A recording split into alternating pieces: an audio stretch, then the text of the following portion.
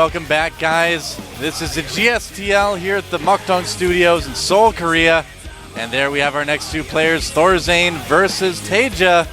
Mouse Thorzane playing for F United versus Taeja from the team SlayerS, of course. We've got ourselves a game, Moletrap. It's a pretty one-sided game so far today, but I gotta say, by the way, I love that intro, man. But like, sort of techno music intro with the weird, kind of nonsensical 3D objects floating around and breaking apart and coming back together. It's like the NFL or something, man. Everybody wants to have like Transformers things. Yeah. All right. And we're so going to get started here pretty soon. Well, our next map is going to be Antigua Shipyard. Ah, yes. Yep, which is a fun map. I'm liking it more and more the more I see games on it. It's got that high ground in the middle where you can actually take a pretty well-protected gold base if you can get control of that middle ground. And in a TVT, that is pretty vital, especially if you get the cross-position spawns. I have to see where these guys end up. I like the fact that they chose that for Thorzane since Terran's have been doing pretty well on this map. Yeah. It wouldn't be surprised at all if Thorzane liked it. Since it's a TVT, but yes. Let's get started. Let's see if F United can get back into this match.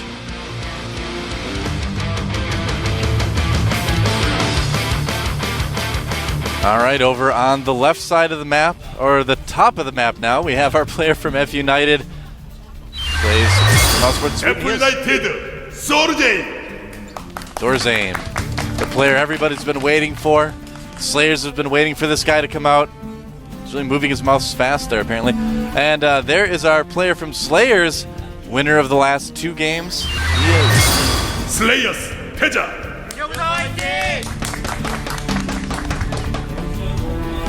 So TVT on Antigua Shipyards.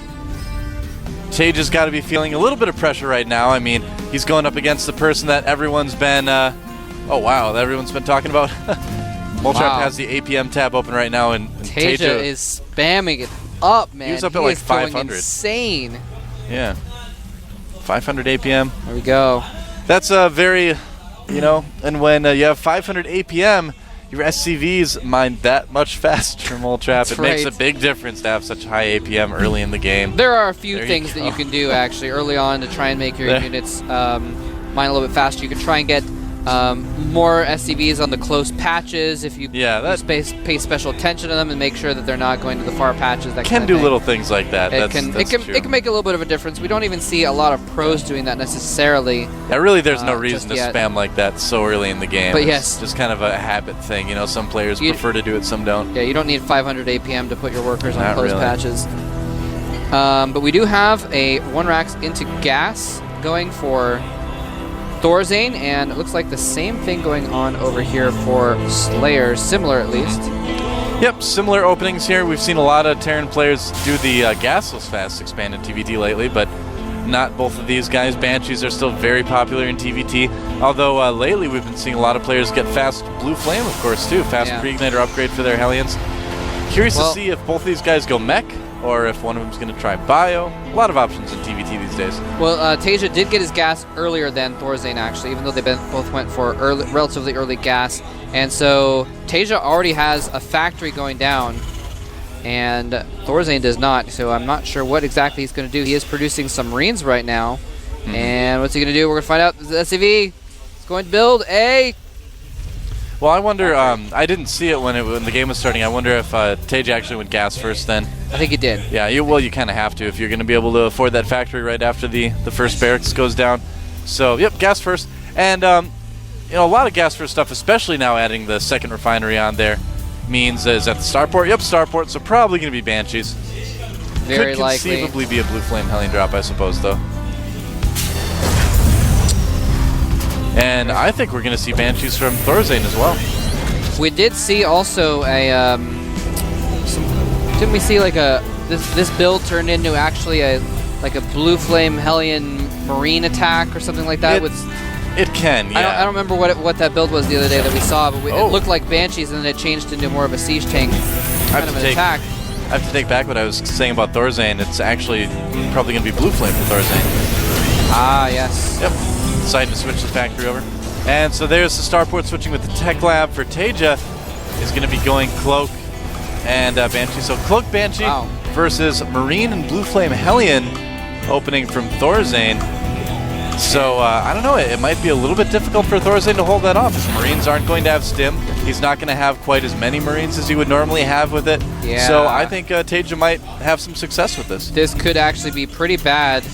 Hellions going to come up here and prod the front. And that is actually huge because if he can get any damage on those Marines, it means the Banshee is going to be that much more effective when it comes in here. And he has gotten Cloak first before even getting the Banshee, so he's going to very, very quick Cloak. And, oh no, yeah, well, Thorzane's getting Reactor on his barracks, but... Well, I'm guessing what he's probably going to want to do with that is switch it over to the starport and start producing Vikings. Hopefully. That can help with Banshees quite a bit, obviously, and then that lets him kind of have the higher Viking numbers to go into mech a little bit later. Also expanding, of course, we do see the command center there. And you're right, he's going to switch over the starboard onto the reactor. Is he going to make Vikings? He makes 1 Viking and 2 Vikings. Excellent. Oh, yeah. So he is going to have Vikings. He's going to have to basically burn these Marines to buy time for those Vikings. Probably going to lose some SCVs in the meantime as well. Yeah, he is going to definitely take some damage from this Banshee. And, you know, all right, so the Cloak gets revealed a little bit early there. No stim right now for Thorzane. He is going to have a second orbital command done pretty soon, but he's losing so many SCVs right now. Yeah, he does not have a scan right now either, so there's basically nothing he can do but sit here and take it. Long time until a scan comes out for Thorzane, and this is starting to look pretty bad for Thorzane. That Banshee up to 11 kills, 12 kills now.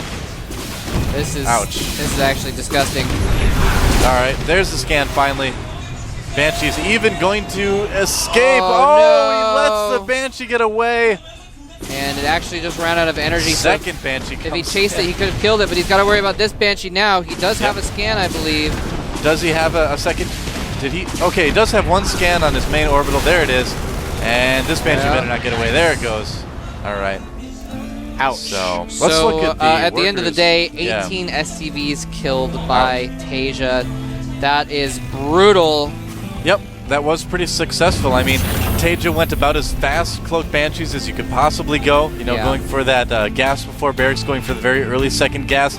Thorzane went for an opening that defends Banshees a little bit later. You know, that would defend it at a little bit later timing, which is usually the more common one too, but unfortunately Taja was going for that quick Banshee this time around. Exactly, just kind of an unlucky build order disadvantage there. 3 Vikings out now. Yep. And does he have a scan though? Yes. Yep. And he's gonna lose that Banshee. that Banshee as well. So he's getting diminishing returns with these Banshees now. That one's probably just going to go home. Yeah, I would say so. I don't think there's any reason to send any more Banshees in there at the moment.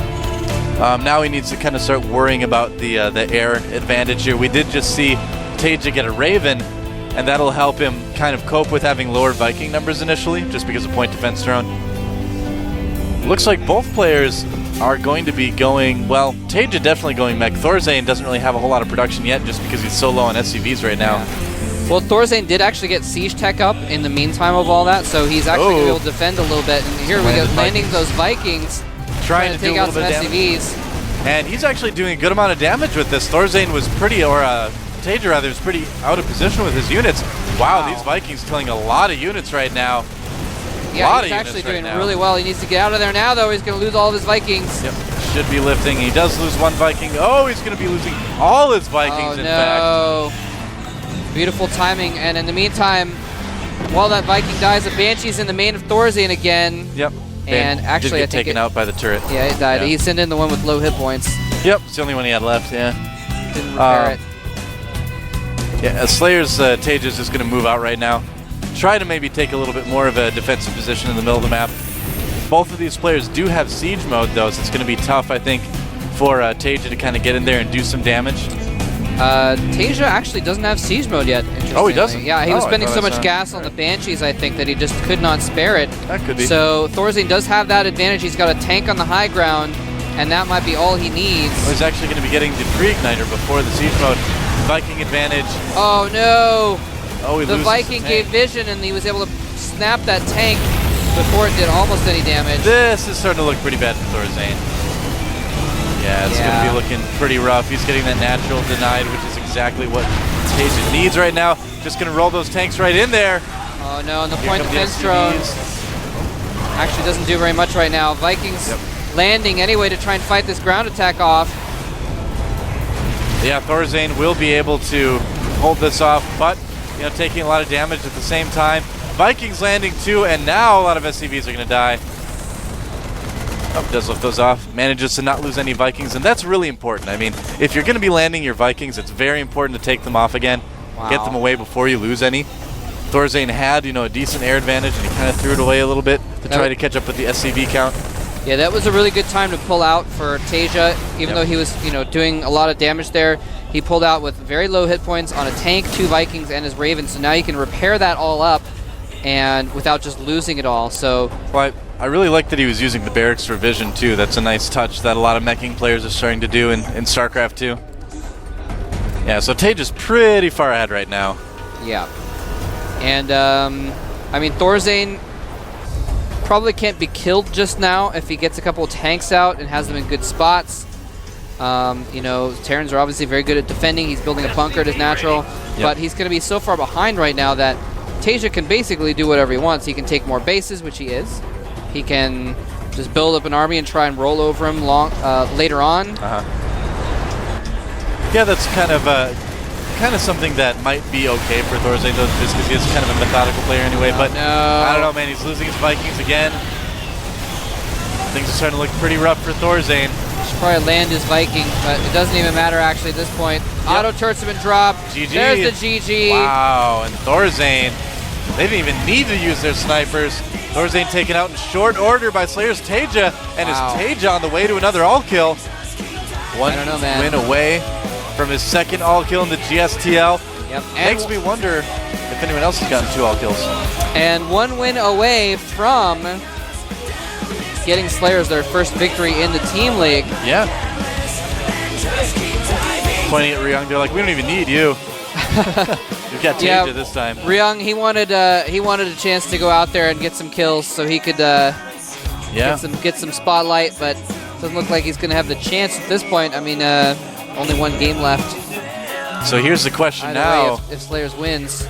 Are they going to send out Naniwa, you think? I think it's probably a good choice. Probably. I think he's their best hope. I think he is as well, even though Taja has very good Terran versus Protoss. I think Naniwa has the most staying power, the most he's the best overall player that's on the bench right now that's left over. Yeah, exactly. I would agree. So, because Naniwa is going to have a hard time beating Taja, but I think he's going to have more of a chance of beating anyone else that they send out also. And everyone's having a hard time beating Taja today. That's true. Yep. Yeah, he is playing really well. Thorzane, though, he made a couple mistakes that game. He tried to... first of all, the timings just were kind of unfortunate for when the Banshees came in. Yeah. That just happens sometimes. He just got really unlucky there. Well, there was that, but the big mistake, the big first mistake that caused him a lot of trouble was losing those Vikings early on after landing and doing that harassment. He pushed a little bit too far, didn't take off in time, lost all his Vikings. Yeah, he kind of he got about a dozen SCVs with that. That was actually really good. Yeah. But if he'd pulled out a few SCVs earlier. Anyway, we're going to find out who F United sends out next. It's got to be Naniwa. I'd be shocked if it wasn't Naniwa. Very likely. Let's see the confirmation. Yes. And it is. Yep. Dignitas Naniwa striding over to the booth. And Taja, he knows that this guy is the other guy on F United that everybody wants to take out.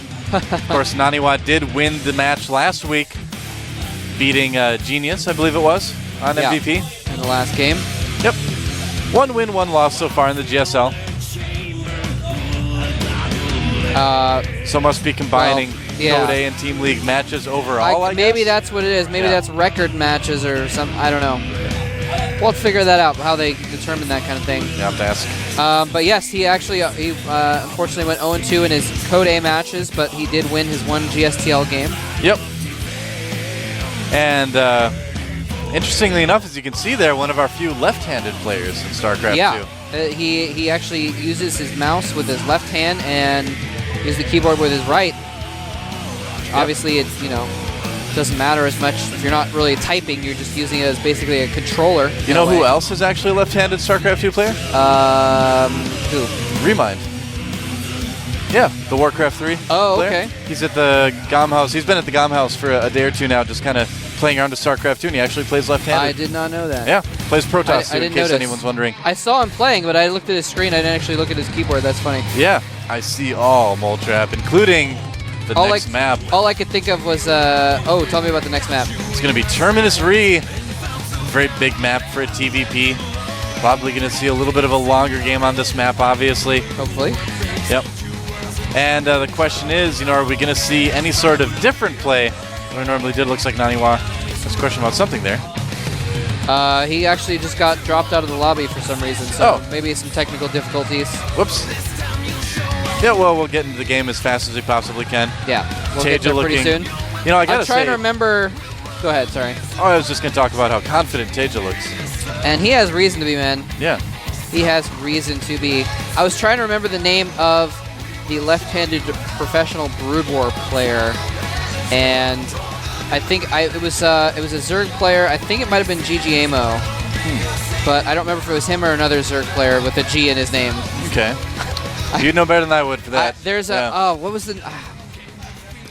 haven't been following Brood War very much lately, but there's another Zerg with a G in his name. One of those two plays left-handed. Anyway, yeah, man, so it's all on the line for Naniwa here. He is going to have to come back and beat 4 SlayerS players in a row if he's going to take the win for F United here. He's going to need to reverse all kill. That'd be a pretty big accomplishment. Yeah, very difficult to do. If he was able to do that, that would be huge. That would be huge. And, I think even if he's able to get 1 or 2 wins against SlayerS, I think that would even be a good accomplishment as well. So you just got to take it one game at a time. You have to expect, too, that SlayerS is going to get a match win at some point in the Team League this season. I think this is probably their best chance. I mean, they're doing really well so far. They're going to be able to close it out. We're going to find out. We're going to get into the game right now. Naniwa versus Teji here at the GSTL.